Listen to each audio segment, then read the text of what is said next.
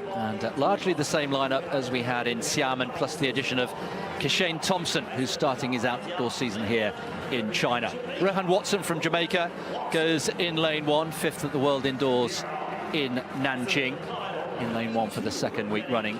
Emmanuel Isemi from Cameroon, the African number 2, goes in lane 2. Letsile Tebogo was disappointed maybe with 10-2 last weekend, but he is still building speed and sharpness after the 400 meters in the first few events of this year, building his endurance. He's still working on speed. Now, Kishane Thompson, Olympic silver medalist in Paris, of course, in the closest Olympic final in history. 5/1000ths of a second. He doesn't race very often.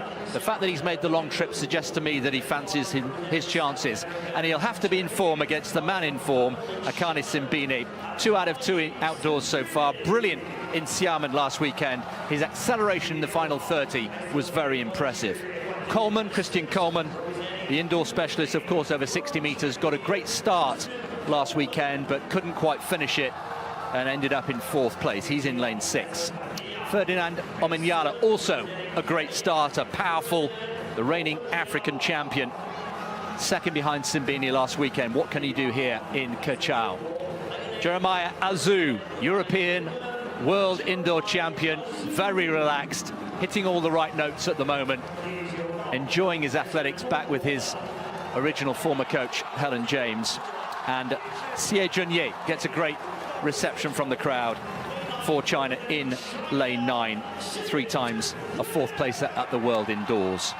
But the question is, Kishane Thompson, having made that long journey, what sort of shape is he in? Well, the early signs are good. There he is, right of picture.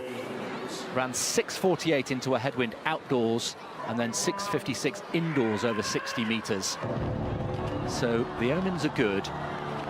He's got a fantastic start and a great finish as well.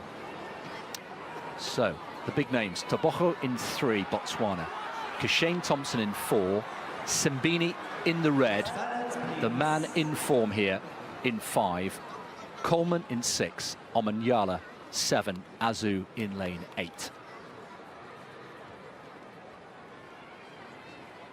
Men's 100 meters.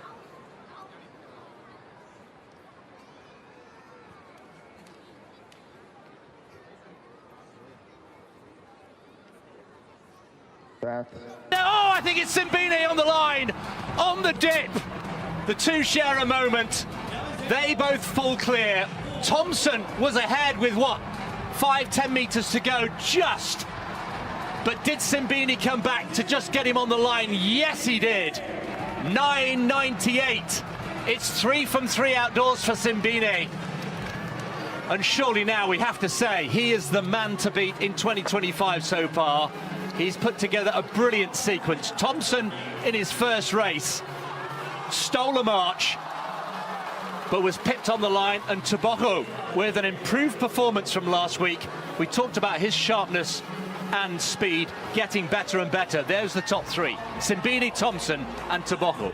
Great start from all 3 of those men that ended up in the eventual 3. Tebogo, that was much, much better than we saw in Saman last week. Now, at this point, Thompson, he just tightened up for me. He just forced it ever so slightly. And Simbine just stayed relaxed. Look at the South African here. He is straining, he's working hard, but he's staying very smooth. Whereas for me, Kishane Thompson, he was just trying to muscle it out. And see, look at this front-on picture here. Thompson just rocking and rolling side to side. Simbine almost focusing all that desire straight forward, and he just gets there ahead of Thompson. And Tebogo, for me, it was a bit of a wry smile at some point over that finish line we saw in one of the shots, so just saying, all right, or that's more like it, that felt good. So great to see Tebogo so close to 10 seconds. Yeah, 10-2 becomes 10-0-3. That is improvement. There was no sense of panic from Tebogo in the press conference yesterday. Long season ahead. You'll hear us and the athletes say that time and time again.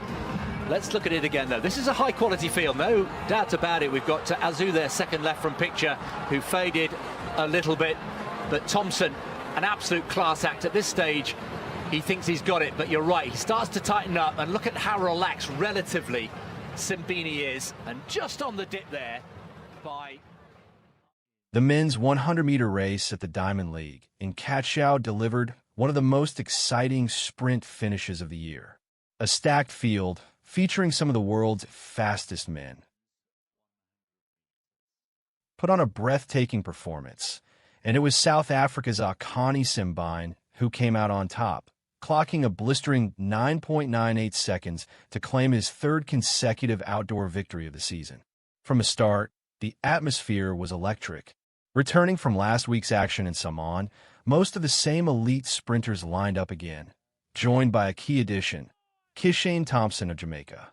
The Olympic silver medalist made his outdoor season debut in China, showing early signs that he meant business. Known for rarely racing, Thompson's decision to travel such a long distance indicated his confidence, and he didn't disappoint. In the opening phase of the race, Thompson exploded out of the blocks with a superb start, looking poised to win with about 10 meters to go. But Simbine, who had impressed with his late acceleration in previous races, once again showed his trademark composure, staying relaxed and smooth. He surged forward in the final strides, edging past Thompson by just 1/100th of a second. Thompson had to settle for second with a strong time of 9.99 seconds, an impressive opening to his season. Meanwhile, Letsile Tebogo of Botswana bounced back from a slightly disappointing performance the week prior to claim third place with 10.03 seconds, showing clear improvement in speed and sharpness. The race also featured notable names like Christian Coleman, the indoor 60M specialist who started well but faded in the closing stages, finishing fifth with 10.13 seconds. Jamaica's Rohan Watson, fifth at the World Indoors earlier this year, came in sixth at 10.08 seconds. What stood out in this race was not only the tight finish, but the subtle tactical and physical differences between the athletes. Thompson, although powerful and technically excellent in the first half, appeared to tense up slightly near the end, perhaps trying to force the finish rather than maintain rhythm. In contrast, Simbine's form remained composed under pressure. His ability to keep control in the final meters made the difference. Tebogo, too, seemed more relaxed compared to last week. There was a visible improvement in his transition phase and top-end speed. His smile at the finish line hinted that he felt much better about his performance this time around. This race solidifies Simbine's status as the current man to beat in 2025. With 3 wins from 3, he is showing a level of consistency and confidence that makes him a top contender heading into the rest of the season. As for Thompson, this was a strong opener. If he can maintain his explosive start and build endurance to close out his races, he'll be a major threat in any final. The rivalry between these sprinters is heating up, and fans can expect more thrilling battles as the season progresses.